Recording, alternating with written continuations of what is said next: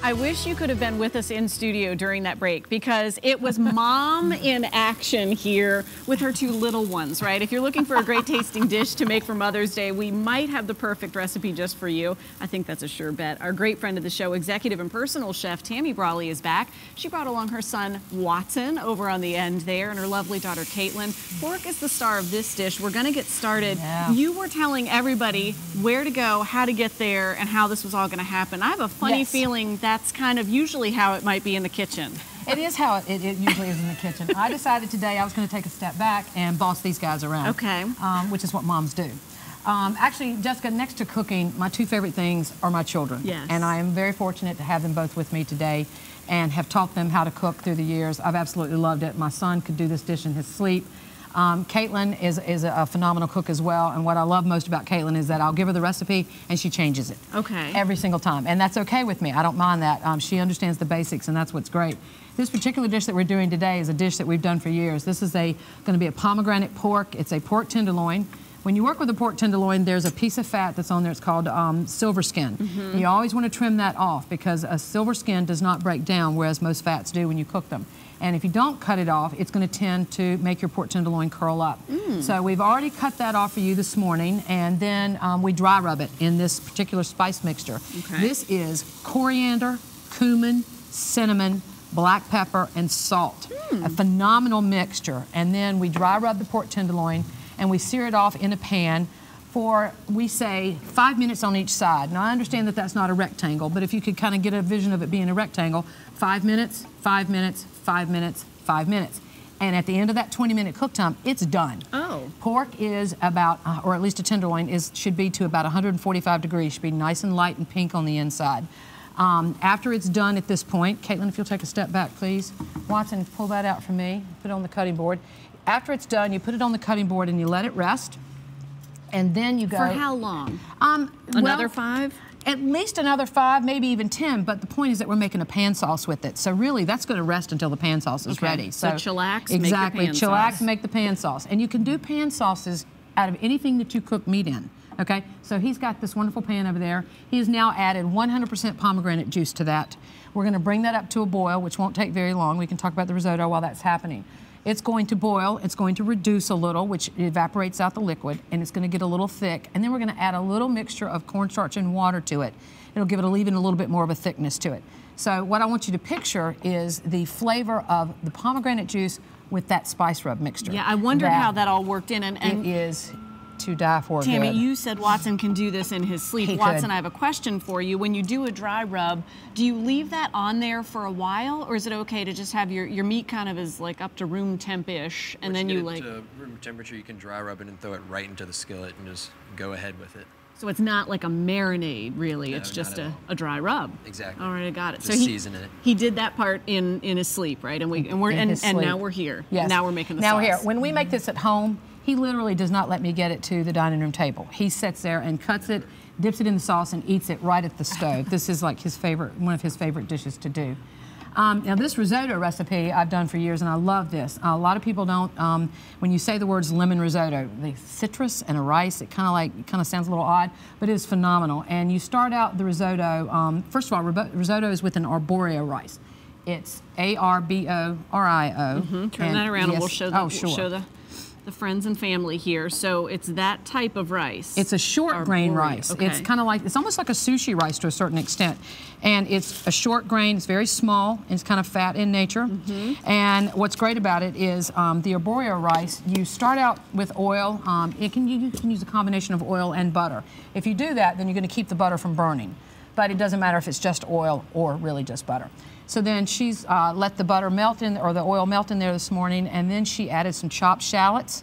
She let those get nice and soft, and then you add your arborio rice. Now, it's not like regular rice. We haven't introduced any liquid at this point. Okay. So what she's doing is she's actually going to be toasting the rice. So she toasted it, not like your breakfast toast, and that opens the grain of the rice to allow for the induction of the liquid. So it doesn't necessarily turn, Caitlin, brown. The oil's in, the butter's in, the shallots have done their thing. It's magic already. And then you put that dry rice in there, and it just kind of warms it up to make it ready for next step. Exactly. Absolutely.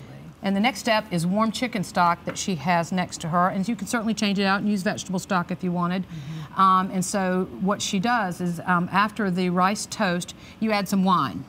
We cook with wine, and sometimes we sample. Sometimes we sample as we go along. It's okay. And so she adds the wine to the toasted rice, and then once that absorbs or evaporates, then she starts adding the chicken stock. About a 25-minute or so process. It will drink the chicken stock very fast at first.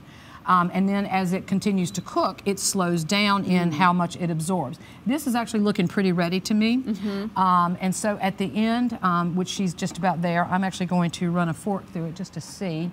And Tammy, you were telling me before we got started, oh, risotto, it's not so complicated. You can do this at home. It takes 20 minutes. Risotto scares me, you know, to all get out, because it just feels like it's complicated, it takes too much time, but it's really just a rice dish. It's really just a rice dish, and it's really not very complicated. I will tell you that that is not ready at this point, so she needs to continue to add some more chicken stock. But once it is somewhat softer than it is currently, then you would come back and add your flavor components. So it's at this point, or at that point, that you can change it out. I've done mushrooms in mine before. I've done vegetables. Asparagus is delicious in it. And today, when she's to the point of needing it, what we're going to do is we're actually going to zest some lemon, and we're going to juice some lemon into it, and then add your standard ingredients of a Parmesan cheese and finish it off with a little bit of butter. Caitlin, Mom said we're adding the things in really after that base is ready. Are we doing that at that step so that you don't really overcook kind of your flavor elements? Absolutely. You don't want to cook the ingredients down too much as you would with the rice to get it to this point. So adding it then really brings out the flavor of, you know, the add-on ingredients as well as the risotto. Gotcha. So then they really complement and you can taste Absolutely. everything. Yeah. Right. So you put the flavor components in then before you really super finish it with the cheese and the butter. Okay. Okay. And look at that sauce go over there. That's great. I mean, Watson, that's really coming together. Have you already done the cornstarch and everything there? I have. I whisk in water and cornstarch to thicken up the sauce or the pomegranate juice, and in about 2-3 minutes, the pork will be ready to go right back in. We're actually probably going to push the process a little bit, just given our time frame here, but it will thicken up a little bit, and then Caitlin's is just about ready for her ingredients. And then while the pork is rested, then I'll come back over and we'll cut it. Should be a nice and beautiful pink on the inside, and so which it is. Show the camera right there when you were talking about the pink. See, a lot of us would be scared about that. You look at that and say, well, that's not done. A lot of our grandparents would be scared about something like this, but you know, I like to tell people all the time that I think pigs are probably treated better than humans in this country these days. But pork tenderloin is the tenderest cut of the pig. It is absolutely delicious. I love doing this.